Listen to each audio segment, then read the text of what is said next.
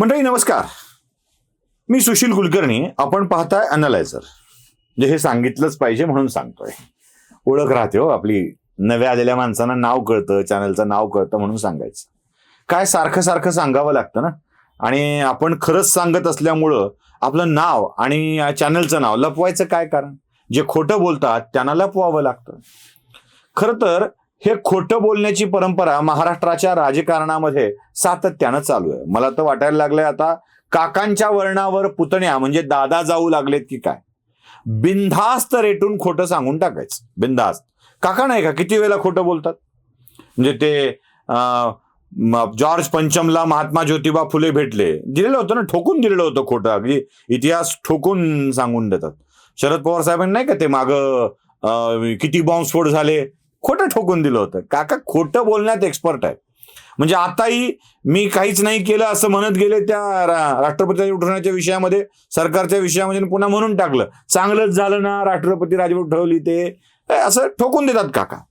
आता काकांचा खोटं ठोकून देण्याचा गुण अजित पवारांनी म्हणजे दादांनी घेतलाय की काय असा प्रश्न आमच्या मनामध्ये पडतोय. सारखं शपथविधीच्या वेळेला विचारलं की अजित पवार म्हणायचे झालं गेलं गंगेला मिळालं, आता मी काय बोलणार नाही, आता काय बोलायची गरज उरत नाही, आता मी काहीच कधीच बोलणार नाही असं दादा सांगत गेले.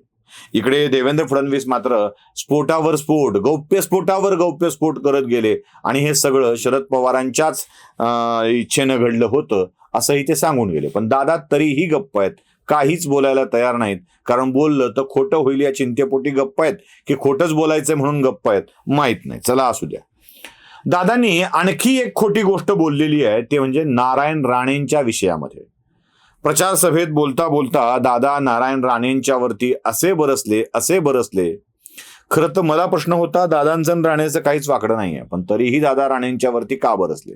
आणि मग लक्षात आलं, जेव्हा नारायण राणे शिवसेना सोडून काँग्रेस पक्षात दाखल झाले होते, दादा का बरसले याचं कारण सांगतोय.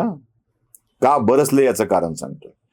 नारायण राणे काँग्रेसमध्ये दाखल झाले शिवसेनेला सोडून, तेव्हा दादांच्या मनात आलेल्या सुप्त इच्छांना अक्षरशः चुरगाळून टाकावं लागलं होतं.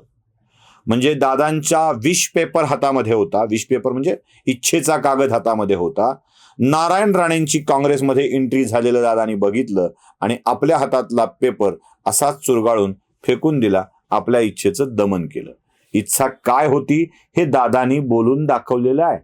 दादा म्हणाले होते की 2004ला आम्ही मुख्यमंत्री करू शकलो असतो, ते केला नाही, ही आमची चूक होती. त्यावेळी कधी नव्हे ते पहिल्यांदा आणि राष्ट्रवादीच्या आयुष्यात एकदाच, पुन्हा नाही, काँग्रेसपेक्षा 2 जागा मिळवून राष्ट्रवादी काँग्रेस पक्ष क्रमांक 1चा पक्ष झाला होता. पण पवार साहेबांनी 3 मंत्रिपदाच्या नादाला लागून मुख्यमंत्रीपद घेतलं नाही. कारण महाराष्ट्राचा मुख्यमंत्री झाल्यावर पवारांच्या तुल्यबळ नेता तिथे तयार होईल, सुप्रियाला पुढे पक्षाची सूत्र सोपवताना अडचणीचं होईल असं वाटलं, म्हणून त्यांनी टाळलं. पुन्हा कधी जमलं असतं, पण तिकडे नारायण राणेंनी घात केला. ते अनेक आमदारांना घेऊन काँग्रेस पक्षात गेले आणि काँग्रेस पुन्हा नंबर 1चा पक्ष झाला. 1 नंबरचा पक्ष होण्याचं स्वप्न अगदी काही महिनेच टिकलं होतं. हे दादांचं दुःख, त्या सगळ्या स्वप्नांचा चुराडा नारायण राणेंनी केला याचं दुःख दादांच्या मनात होतं. म्हणूनच दादा या निवडणुकीत नारायण राणेंवरती चिडले. बरं, चिडले ते चिडले, पुन्हा निवडून आले नाहीत असं शिवसेनेची ताकद सांगताना सांगितलं. दादांना स्वतःची ताकद नाही सांगता आली, शिवसेनेची काय ताकद आहे सांगावं लागलं. बघावं, राजकारणात ही फार वाईट अवस्था असते. बरं, त्या शिवसेनेची ताकद जी आता दादांच्या सोबत नाही. कारण शिवसेना नाव, शिवसेना पक्ष एकनाथ शिंदेंच्याकडे आहे. दादाचं उपमुख्यमंत्री पद काढून, कायम नेहमी भावी मुख्यमंत्री, पवार साहेब भावी पंतप्रधान, दादा भावी मुख्यमंत्री. बरं, ते भावीलाही सुरुंग लागलाय. पुन्हा त्या सुप्रिया सुळेंचे बोर्ड लागायला लागलेत. महाराष्ट्राच्या पहिल्या महिला मुख्यमंत्री म्हणून सुप्रिया सुळेचे नाव, भावी मुख्यमंत्री ताई, हे असलं चालू आहे. पण दादा खोटं बोलले हे सगळ्यात जास्त महत्वाचं आहे. दादा काय काय खोटं बोलले?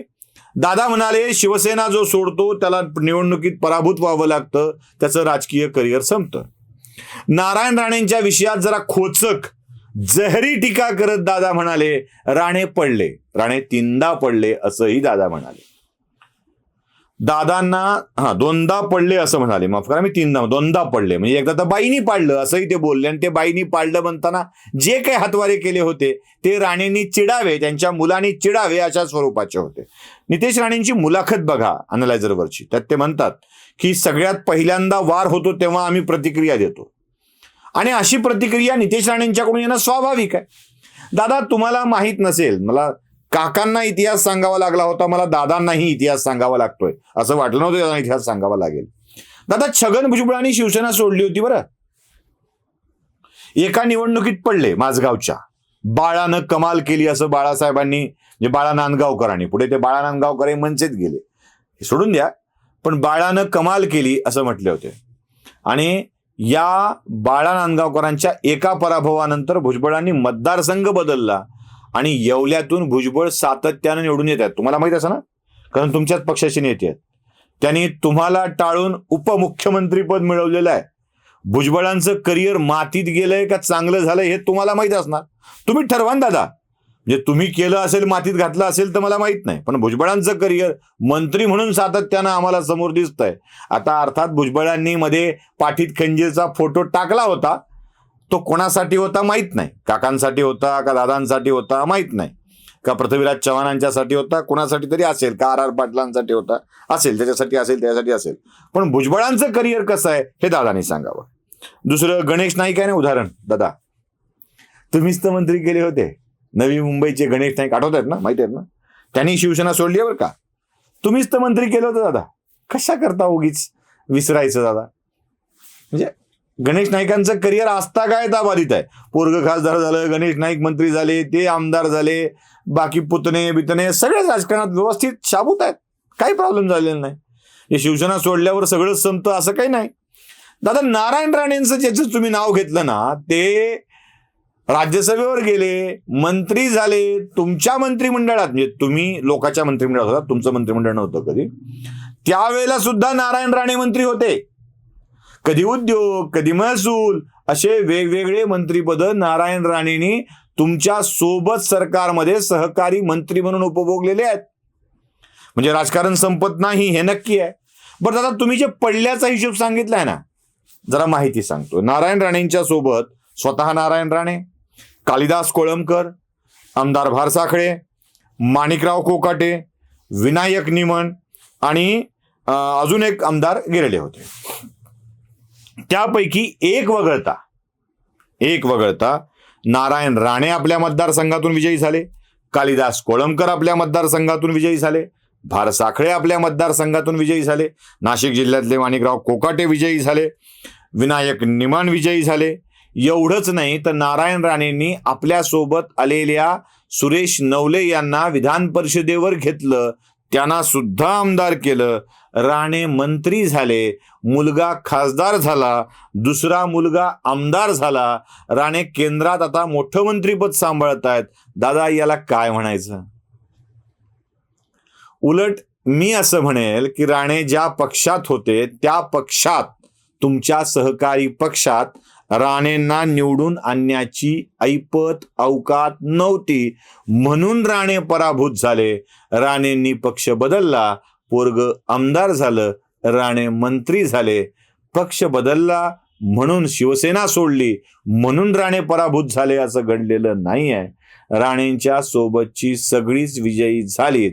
दादा प्रश्न फक्त इतका पडलाय की एखादी राजकीय सामाजिक माहिती काका जशी खोटेपणाने थोपवून देतात तसा गुण तुमचा नाही असं आम्हाला वाटत होतं, पण तुम्हीही तसेच निघालात. दादा किती खोटं बोलणार, किती गोष्टी लपवणार, एवढाच आमचा प्रश्न आहे. नमस्कार.